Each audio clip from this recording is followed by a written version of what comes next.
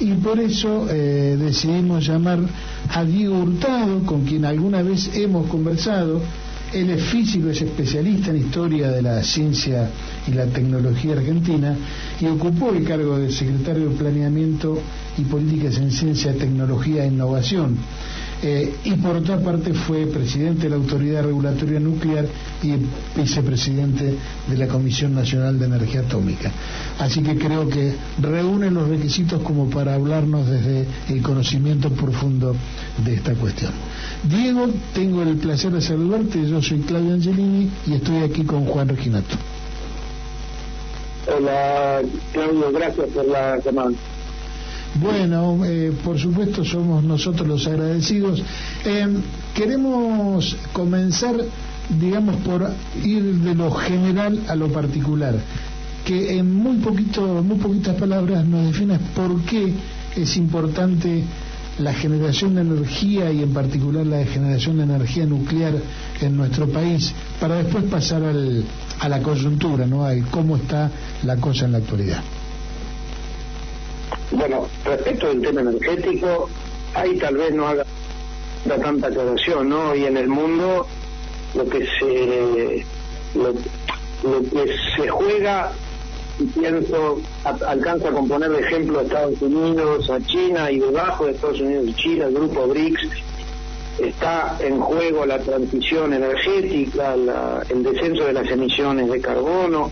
La Argentina es un país que tiene muchísimos recursos para encarar un sendero de transición energética, utilizando el gas de vaca muerta. Ahí para la Argentina también fue todo una gran noticia cuando se descubre esta formación geológica de vaca muerta. Ahora, no me parece que mucho no hay que argumentar. El mundo se dirime alrededor del problema de la seguridad energética, y lo que vemos que Trump negocia con nuestro gobierno son recursos naturales vinculados a la producción de energía, y es decir, Estados Unidos va por una política energética que además va a servir para reindustrializar, así lo anuncia el presidente Trump, Estados Unidos. Y del lado nuestro tenemos un gobierno que considera, te cito a la secretaria de Energía,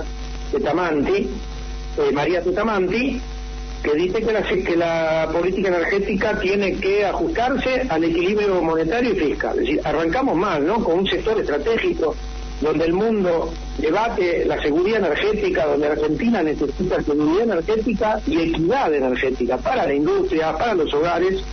Tenemos una secretaria de Energía que habla de equilibrio fiscal y monetario. Es decir, eso nunca visto, ¿no? Sector estratégico que ha puesto el servicio, lo digo viendo lo que está pasando, de la timba financiera. Ahora, en Chile, en Argentina hoy no hay política energética.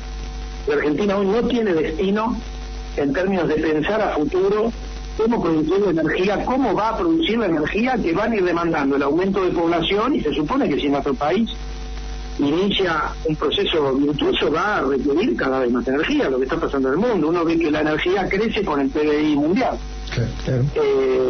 Crece tu PBI, crece el consumo energético. Bueno, este gobierno no tiene nada para decir respecto de la política energética, salvo que tiene que estar al servicio del equilibrio fiscal y monetario. Ahora, si llamamos al sector nuclear, es emblemático para la Argentina porque por algunas razones que probablemente se hagan difíciles charlarlos ahora, la Argentina se destacó desde el comienzo. El gobierno de Perón en 1950 crea la Comisión Nacional de Energía Atómica, y desde ese momento la energía nuclear para la Argentina fue una política de Estado. Entonces, la Argentina tiene 3 centrales nucleares de potencia que producen electricidad: Atucha 1, Atucha 2 y Embalse en la provincia de Córdoba, Atucha 1 y Atucha 2 en la provincia de Buenos Aires. Producen alrededor del 9% de la electricidad que se consume en nuestro país. Más allá de que es una cifra apreciable, importante, que además sirve para diversificar la matriz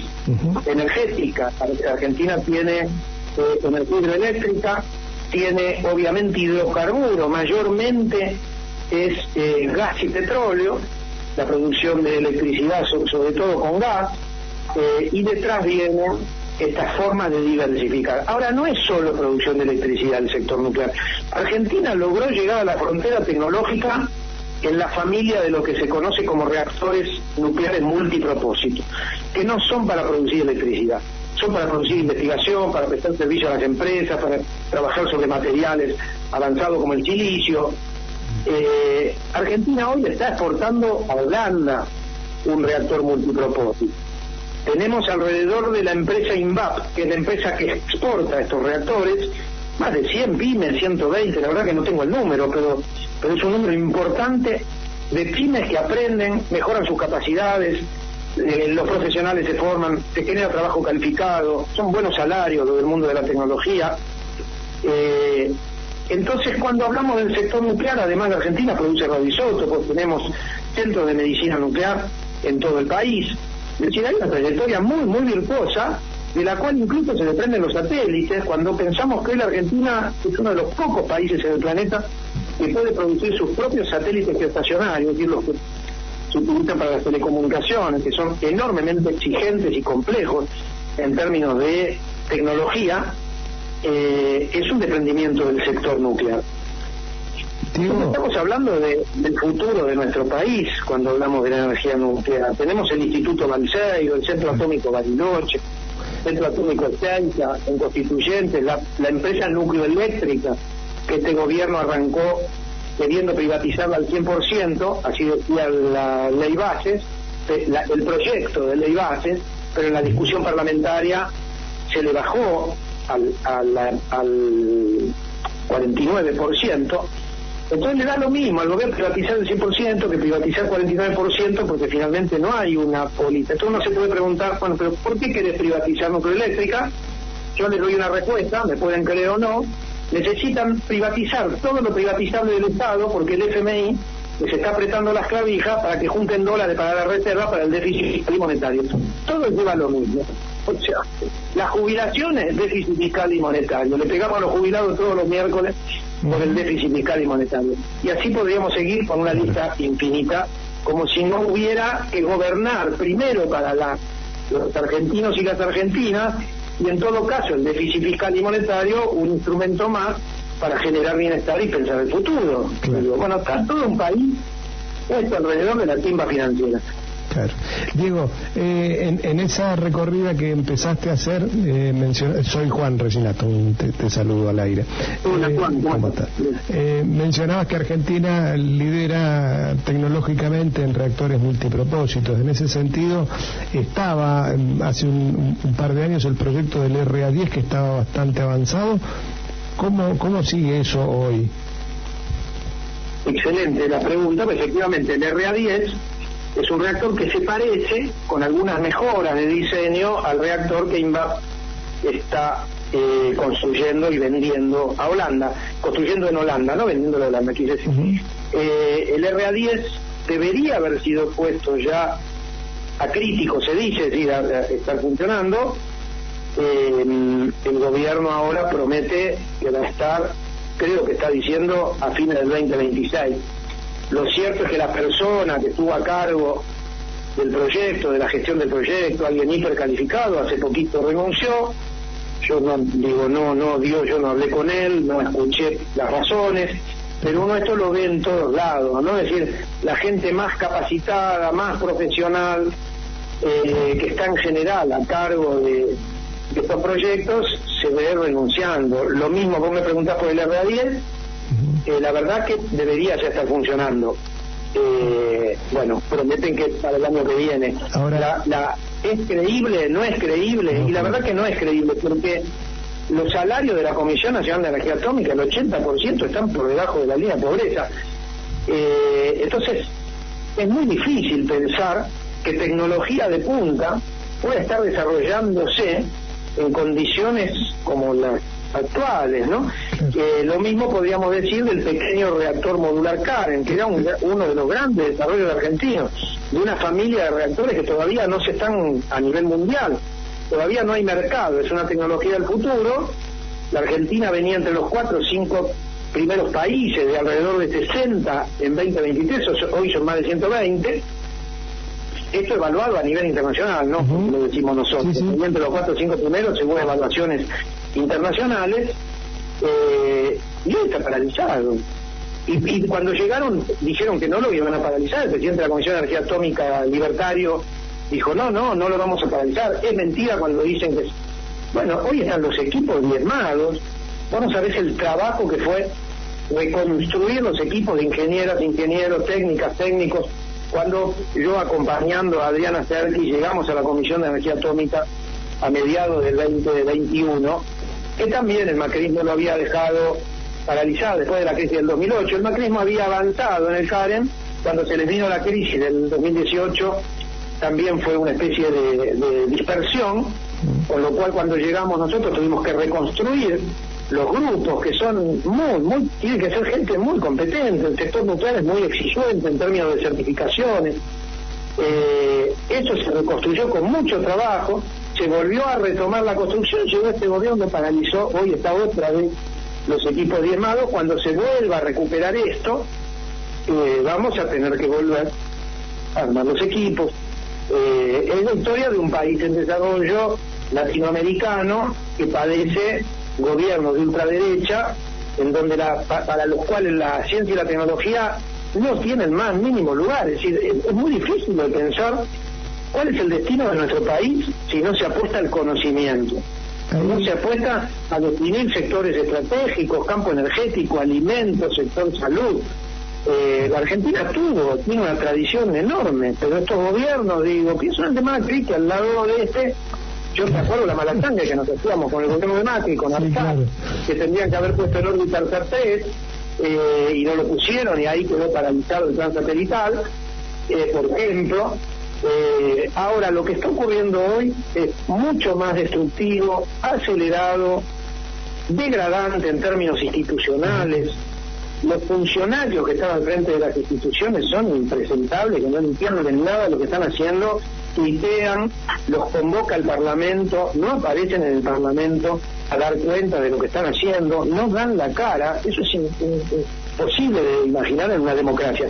Que tus representantes parlamentarios te convoquen como funcionario y vos no vayas y no expliques, y te convocan 2 veces, 3 veces, 4 veces, y las 4 veces ausentes. Claro. Te escuchábamos, Diego, en la presentación que hiciste en la Cámara de Senadores hace unos 10 días, una semana pasada, vinculado con este tema que está arriba de la mesa, justamente por la intención de privatizar la operación de las centrales. Y hay algo más que mencionaste en esa exposición que nos toca más cerca geográficamente, que es la planta de agua pesada, la planta, el PIAP, en Arroyito. Sí, la planta industrial, la PIAP, planta industrial de agua pesada, en Arroyito está. Allí también está parado todo. Claro, la historia de la PIAP es un poco más compleja porque la paralizó el gobierno de Macri en 2017, diciendo que era una parada de mantenimiento. Nunca más la pusieron a funcionar. Cuando uno se da cuenta cuando uno habla de la planta industrial de Arroyito, hay que verla. Cuando uno la va a visitar y uno ve una especie de castillo en el horizonte. Exactamente, el término es imponente. Hay que entender que es una de las plantas industriales más importantes que tiene América Latina, y de producción de agua pesada la más grande del mundo. La Argentina pagó más de $1.000 millones en la década de los 90. Es tecnología suiza que se tuvo que terminar con ingenieros argentinos. Es decir, hay mucho puesto. Ahí hubo producción, yo hoy no tengo la cifra de cuántas toneladas se produjo en su historia, pero se produjeron cientos de toneladas. Hoy la tonelada de agua pesada está alrededor de un precio aproximado, promedio, $700.000 la tonelada. Es decir, estamos hablando de un producto de altísimo valor agregado. Esta planta se paralizó. Para volver a ponerla en marcha, está en estado de mantenimiento, gracias a los trabajadores, los poquitos trabajadores que quedan en la planta, se la está manteniendo a total pérdida, ¿no? Parada, y simplemente financiando mantenimiento. Ponerla en marcha, yo te doy la cifra que nosotros manejábamos, que era alrededor de 23.000 millones de pesos, pero te estoy hablando de cifras del 2022-2023. Era una cifra importante. Lamentablemente esa inversión no vino del gobierno de Alberto Fernández, vino a cuentagotas, es decir, empezamos a plantear la necesidad de volver a ponerla en marcha. El proceso de puesta en marcha lleva 2 años a 3 años, ¿no? Es complejo volver a ponerla en marcha, hacer todo el reacondicionamiento. Bueno, hoy está paralizada, no hay el más mínimo proyecto de volverla a poner a funcionar, y el presidente de la CONEA se la está queriendo tirar por la cabeza al gobierno de Neuquén, porque ahí la planta de agua pesada es propiedad de la CONEA, pero está dentro de una empresa que se llama ENSI. ENSI, bueno, ahora no me acuerdo las siglas. La SI final es Servicio de Ingeniería, la N de Neuquinos, y la E no recuerdo. Bueno, sí, empresa, ¿no? Empresa Neuquina de Servicios de Ingeniería, perdón, ahí estamos. Empresa Neuquina de Servicios de Ingeniería. Está dentro de esa empresa con el 51% de la provincia de Neuquén y el 49% de la CONEA. La planta que está dentro es de CONEA, pero hay un contrato para que la gestione la planta ENSI. Hoy el mantenimiento es de ENSI. Bueno, el presidente de la CONEA se la quiere sacar de encima, se la quiere ceder al gobierno de Neuquén. Yo no estoy siguiendo eso porque no tengo contacto con los funcionarios, con lo cual yo no sé si el gobierno de Neuquén está dispuesto a hacerse cargo de la puesta en marcha de la planta de agua pesada, pero eso es un activo estratégico que la CONEA siempre se enorgulleció. Es muy difícil entender que un presidente de la Comisión de Energía Atómica se quiera sacar de encima una de las plantas más importantes, de América Latina. ¿A qué viniste? Claro, si no es a poner en marcha, porque además la producción de agua pesada es un insumo necesario, valiosísimo, que se puede exportar, pero primero lo demandan nuestras centrales nucleares. Claro. Nuestras centrales nucleares, las 3 centrales de potencia, son de uranio natural y agua pesada, demandan agua pesada, ¿no? Claro. En este breve recorrido que hicimos, Diego, mencionando 3 casos solamente del el RA10, el reactor Karen 25 y la planta de agua pesada, lo que queda a la vista pareciera es la desarticulación de un plan, ¿no? El plan es desarticular. Claro, y en paralelo lo que anuncia Demian Reidel, ¿no? Coequiper del presidente, con el que se iba a ganar el premio Nobel de Economía, sí. Está al frente de la empresa nucleoeléctrica. Hoy es el presidente del directorio de nucleoeléctrica, y las cosas que dice y que promete y que van a llenar de centros de data center en la Patagonia, y que la energía para los data centers de inteligencia artificial van a ser los pequeños reactores modulares argentinos, y se van a acabar los cortes de luz en Argentina. Parece que le está hablando a tontos, ¿no? A una audiencia. Es difícil, es duro, la verdad, porque ahí se ve mucha irresponsabilidad, mucha mentira impune, ¿sí? Porque ahí aparece esta cuestión de que están rodeados del periodismo amigo, que los festeja, entonces dicen cualquier cosa, después van al Movistar Arena, se hacen las estrellas de rock. Es muy difícil, qué difícil. Es una película de Fellini que sería cómico si no fuera dramático. Claro. Una última de mi parte, Diego. ¿Qué de todo esto se juega el domingo 26 de octubre en las elecciones? Y se juega todo, es decir, porque cuando hablamos de ciencia y tecnología, fíjate que los premios Nobel de Economía que se dieron hace 10 días, los premios Nobel de Economía que los da la escuela a la que adhiere este gobierno, ¿no? Son todos ortodoxos, neoclásicos. Se le dio a 3 personas que trabajaron a lo largo de sus carreras. El premio Nobel se le da a gente que tiene trayectoria de 30 años. Premio Nobel de Economía, ¿no? Yo en general nunca me gustan a la gente que premia, que premian porque son de una escuela que le hizo mucho daño a la Argentina. Pero ¿qué premiaron este año? Premiaron a 3 especialistas en innovación, cambio tecnológico y el conocimiento, y el rol del conocimiento en el crecimiento económico. Eso es lo que está hoy en la punta de la ola, en disputa a nivel global. La ciencia, la tecnología, el conocimiento en el crecimiento económico. Y tenemos un gobierno, ya lo vimos, a Milei en campaña diciendo afuera, ¿no? Y tirando la ciencia y la tecnología, sí, claro, afuera. Es decir, nos devuelve al siglo XIX, al siglo XVIII. Digo, la última de mi parte también. Recién Juan hablaba de tu exposición en el Senado. Finalmente esa iniciativa del senador Mayans no tuvo eco. Contanos un poco. Claro, Mayans, el senador Mayans lo que se proponía era presentar sobre tablas un proyecto de ley para declarar no privatizables los activos nucleares, ¿no? Apelando a cuestiones de soberanía, de capacidades estratégicas de un país, etcétera, lo que en general hacen los países desarrollados. La ley era muy sencilla y muy contundente para presentarlo sobre tablas. Ahí hay una lógica parlamentaria, que era una reunión previa de la Comisión de Minería, Energía y Ciencia y Tecnología. Y los senadores oficialistas y los amigos de los oficialistas vaciaron la reunión, no permitieron que hubiera quórum, y entonces no se pudo tratar el proyecto de ley, ¿no? Una pena. Ojalá no nos pondría resguardo. claro. Exacto. De esa gente. Bueno, Diego, no te molestamos más, te agradecemos muchísimo este rato y te convocaremos próximamente para seguir hablando de estos temas. Buenísimo, muchas gracias por la charla. Muchas gracias, Diego. Un gran abrazo, Diego, hasta la próxima.